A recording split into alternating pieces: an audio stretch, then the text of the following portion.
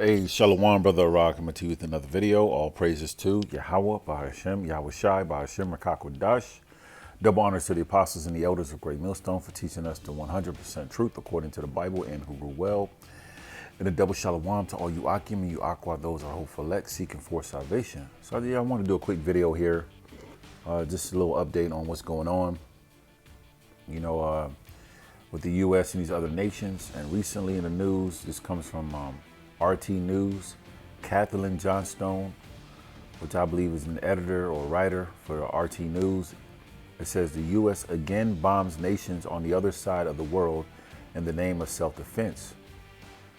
Once again, the U.S. is illegally bombing countries that it has previously invaded and occupied, and yet is branding this murderous aggression as defense. At President Biden's direction, U.S. military forces earlier this evening conducted defense precision airstrikes against facilities used by Iran-backed militia groups in the Iraq-Syria border region, reads a statement by Pentagon Press Secretary John Kirby.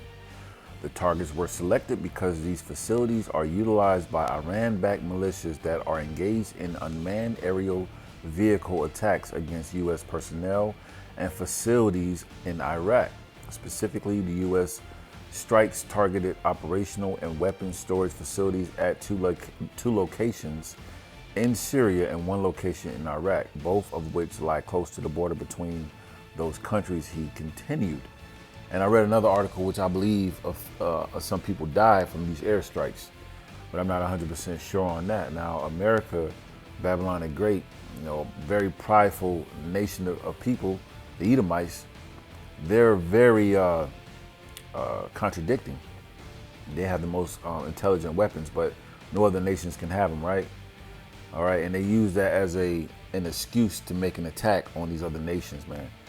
All right, but nevertheless, when you read Joel 3:9, it says, "Proclaim ye this among the Gentiles, prepare war, wake up the mighty men, let all the men of war draw near, let them come down." So I can let them come up. Verse 10, "Beat your plowshares into swords and your pruning hooks into spears. Let the weak say, I am strong." So these other nations are strong. Now, how are they strong? Because they have nuclear capability. They have precise, artillery and, missiles, things of that nature. Okay, America once was a standalone country, all right, that had these different weapons that no other nation had. Now these other nations are moving up in rank. And by the way, they're building rapport with one another because ultimately they're going to come together to fight against Babylon the Great, aka America. So all this stuff that Biden's doing, and these, his advisors, the elites or whoever's in his back pocket, not realizing that they're all falling into the hands of what the Lord wants them to do. All right, Proverbs 21:1, it says, "The king's heart is in the hand of the Lord, Yahweh Bahashem Yahweh Shai. As the rivers of water, he turneth it whithersoever he will." So the Lord is the master chess player behind all these moves. And these airstrikes are all part of prophecy. We're going to bring out St. Matthew, 24th chapter.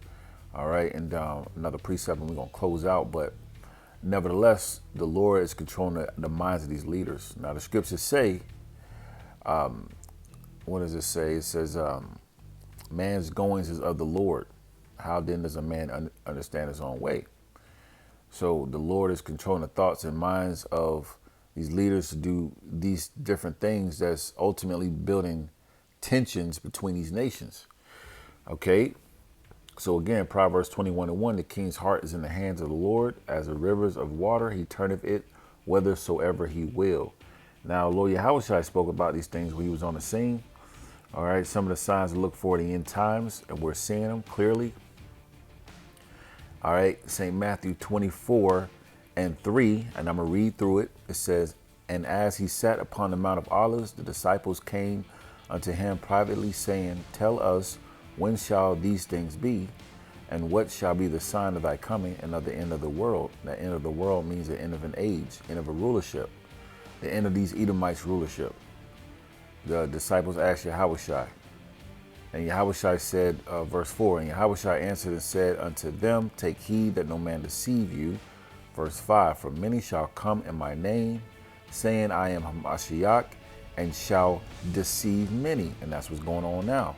A lot of false prophets, those coming in the names of Yahweh Shem Yahushai, those who are still calling names of JC, they're misleading our people. Have our people believing things that's not true, telling our people that Jacob's trouble's not coming, you name it, man. So we're living in those times, and many false prophets have, arisen or have, been pushing their false doctrines. All right, but here's the point. Verse 6, and ye shall hear of wars and rumors of wars. And that's what you've been hearing. I mean, airstrikes, leaders being killed, tariff charges being levied against one another. All right, backdoor deals taking place to sabotage, other nations or, the enemy. These are all wars and rumors of wars, whether it's economically or physically. It says, see that ye be not troubled, for all these things must come to pass, but the end is not yet. All right, and it reads on to say, all right, verse 7, for a nation shall rise against nation, uproars of the people, race riots, World War III, these are nations against one another. Okay, tensions between these different nations, okay, and war. It says, and kingdom against kingdom, all right, World War III, and there shall be famines, a lack of food, a thirst for water, and pestilences, diseases at an all-time high, and earthquakes in diverse places, okay? And earthquakes is at an all-time high as well. But nevertheless, Revelation 11 and 14, it says the second woe is past, which that second woe represents World War II. It was a prophecy that came to pass, which was prophesied by John the Revelator. The Lord gave him a vision to know these things and to record it. Okay, now check this out. It says, and behold, meaning look, the third woe cometh quickly. And that World War III is coming quickly. So all these different things that are happening is all a build-up to the final end-all be-all wars.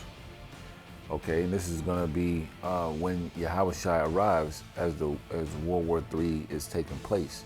Now, of course, we know the MOB, which is the RFID chip, all right, must come to pass before World War III fully kicks off. Okay, but you see this devil here with his shades on pointing, that arrogant spirit. Scriptures say pride falleth before destruction, the haughty spirit before a fall. All right, you're witnessing America at its greatest peak of pride, getting ready to fall hard to the ground, man. All praises to Yahweh, Bahashem, Yahushai. Double honors to the apostles and the elders of Great Millstone. Shalom.